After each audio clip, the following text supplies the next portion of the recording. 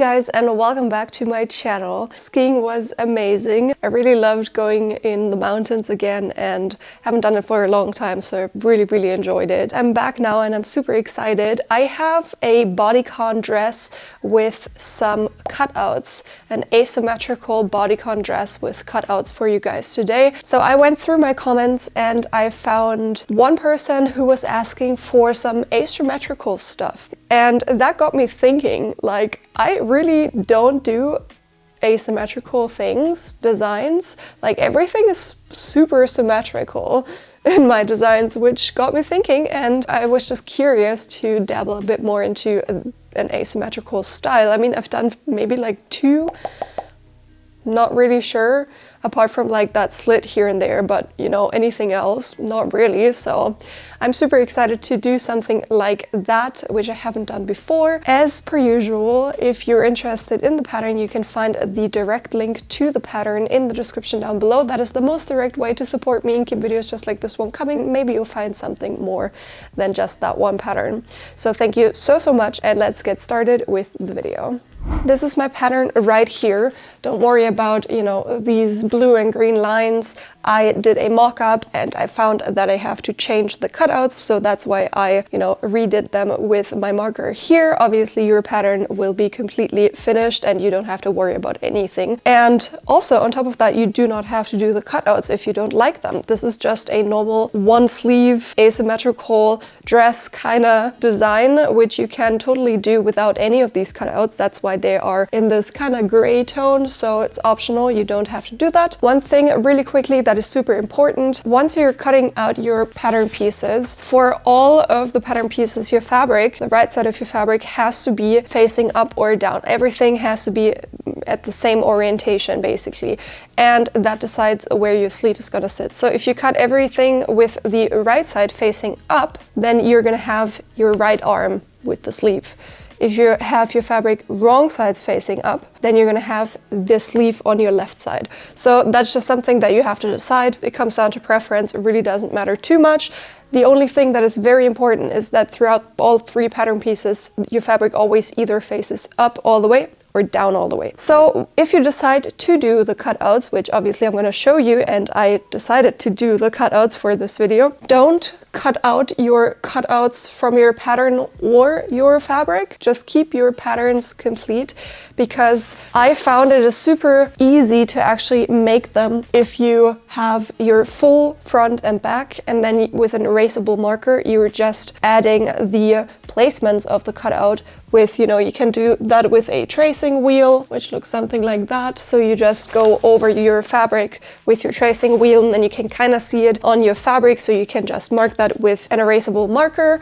And with that, we can get started. It's just easier here, especially for the shoulder seam, to match everything up if you do it after the shoulder seam is, you know, shut. So that's what I will be doing and what I advise you to do. So it's just the easiest way, I guess. So let's get started. Another thing that I wanted to talk about was what machine I am using for sewing elastics. In my last video with an elastic fabric, I'll link it up here in the cards, I did not specify it at all because I totally forgot. Obviously that was my mistake. Now I'm going to specify that. So you can obviously always do a zigzag stitch for stretchy fabrics, or there are specific stretchy stitches that your domestic machine might have. So you can always choose any of these to, you know, have the elasticity remain, or you can, but that is a bit more of a you can't do anything else kind of thing. You can use your straight stitch machine, but your stitch length is like super small, like a 1.5 or a 2, and then you stretch and sew. So that also kind of keeps the elasticity in place, but only to an extent.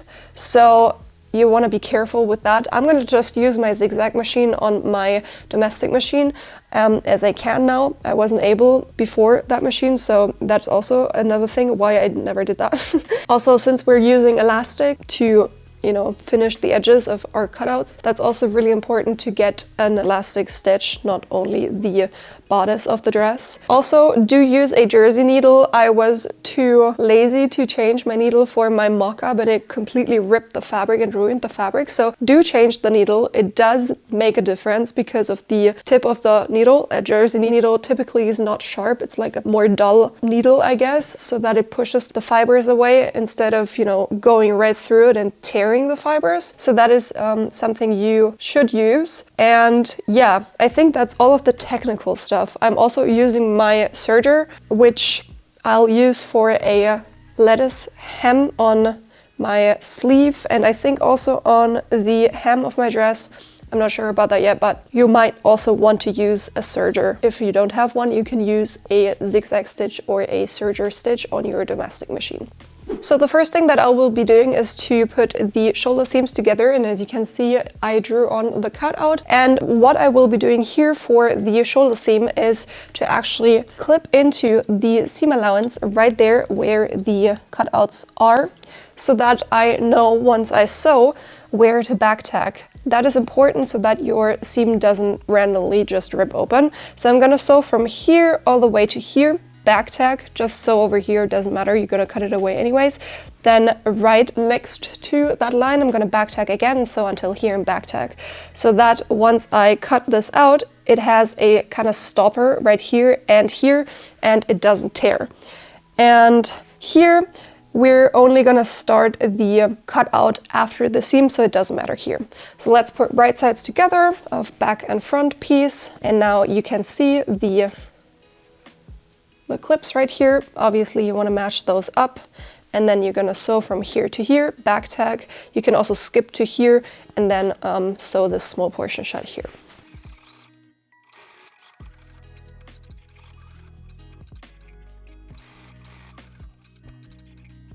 So I like to still iron the seam allowance towards the back. For me, it's this side over here, even though I'm going to erase a tiny bit of the marker on the front side. That's fine. I can just, you know, remark it or just do that without that small area. And now we're not actually going to cut into the cutout right here yet. We're actually going to add the elastic around the perimeter of both of these cutouts. That's just making everything so much more easy. So we're gonna do that first. I have an elastic which is not the exact same color, but it's pretty close. That's the only one I have at hand, is in this lilac color. This is 1 centimeter wide, so it should be more than enough to actually you know, hide the seam allowance on the inside. I'm going to start somewhere behind the shoulder seam to avoid any bulk, but I'm going to start in the back, and then I'm going to go around the whole thing. And here the same thing. So what I'm gonna do is I'm gonna put the elastic right next to, like on the inside, right next to the cutout. I'm gonna stitch very closely to that cutout edge onto the elastic. And what that does is once I cut everything out and I turn this, we have the fold line more or less right spot on the drawn on line, and it's not gonna make the cutout bigger. That's a very important thing. You don't wanna make the cutout bigger. And I'm gonna use the matte side facing up because I don't really like the shiny side. So I'm gonna do that, and then it's gonna, you know, be turned towards the inside, with this being the finish. Also, I'm gonna use my zigzag stitch again.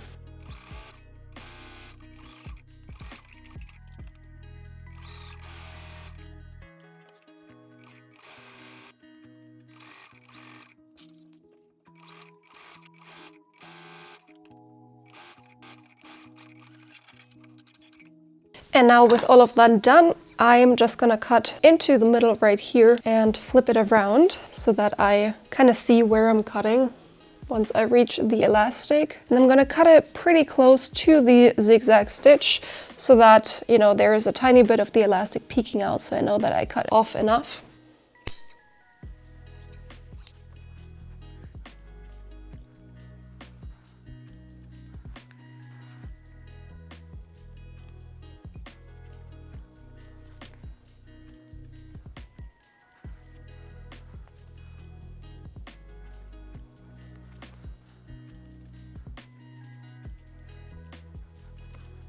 Okay, with that done, I'm going to go over all of this one more time with my zigzag stitch, or you can use any stitch that is elastic. You can do tryouts to check for that. If you have any decorative stitches that you might want to use, just check if they are elastic and then you should be fine. And, you know, fix the elastic to the wrong side so that it is, you know, not visible. It doesn't peek out. It's probably like 2 millimeters shoved towards the inside, you know, so that the ditch is only visible on the wrong side of the fabric. And then right here, the same thing. I had to kinda like do a little magic over here with the iron and some interfacing tape, because it was just not working the way I anticipated. So I'm gonna change this hole to be round so that you guys don't have the problem with, you know, a corner. And yeah, that's all of that. So let's go ahead and actually sew around this with, you know, the whole thing still being flat. You want to finish all of that before putting the sleeve in. And then we also want to finish the neckline next thing. So let's fix this in place.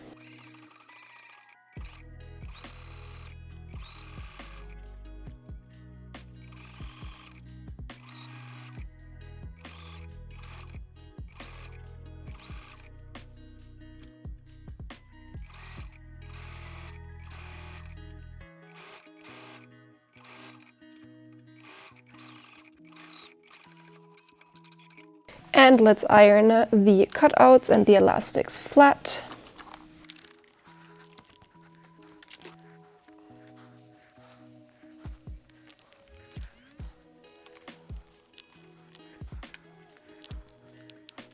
So that's what it ended up looking like, and I think what I will be doing is to close this gap right here. Even though it's not in the pattern, there is a, you know, kind of gap to this cutout here at the shoulder seam, but I feel like it's just gonna gape open once it's worn, the dress is worn. So I think it's best to just add a bar tag with your zigzag stitch right over top of your seam right here and keep those two sides together. And I think this looks also pretty nice. So we have this kind of teardrop shape coming to both sides, which I actually wanted to have here, but you know, never mind. So that's what I will be doing here.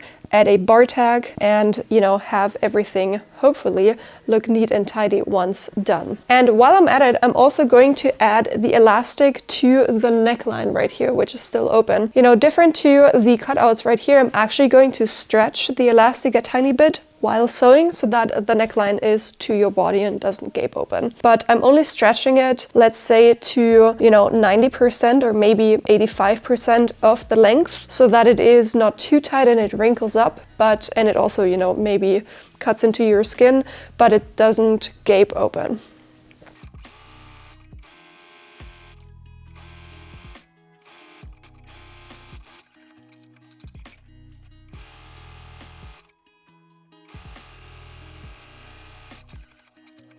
So let's give the neckline also a press.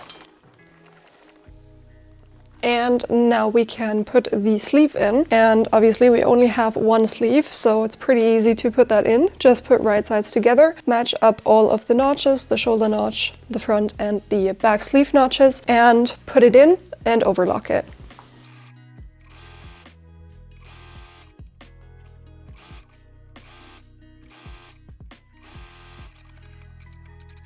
Let's iron the sleeve seam allowance into the sleeve. I like to use some sort of round tailor's ham so that I can kind of pull my sleeve over top. With the cutout, obviously, you don't have so much hold, so I'm just going to use a pin. But basically what I'm doing, I'm arranging all of the seam allowances so that they point towards the sleeve, and then I'm just going to press.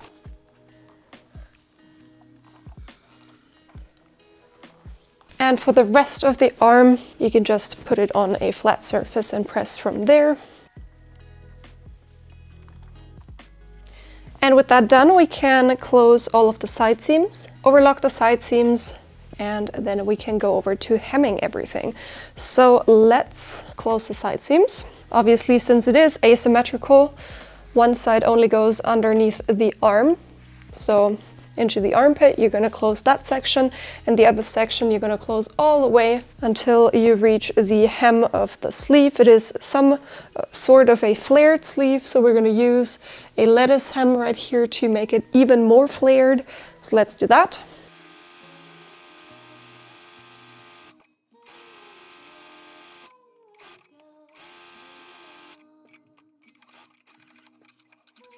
Let's iron the seam allowance. I like to use my sleeve board for that. And I'm just going to iron the seam allowances towards the back.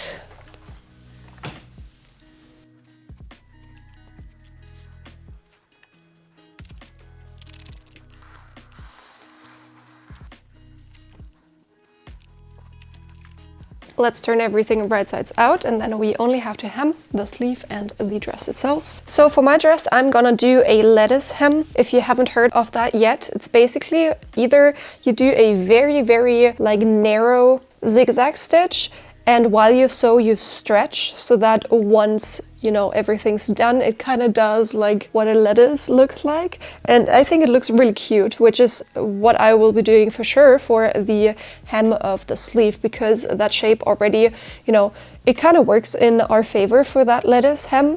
And I think I'm gonna do it for the actual hem as well. I'm not sure yet if I want to just, you know, do a flat hem, because it also looks nice. And I don't know if I want to have, you know, that playful finish at the hem of the dress.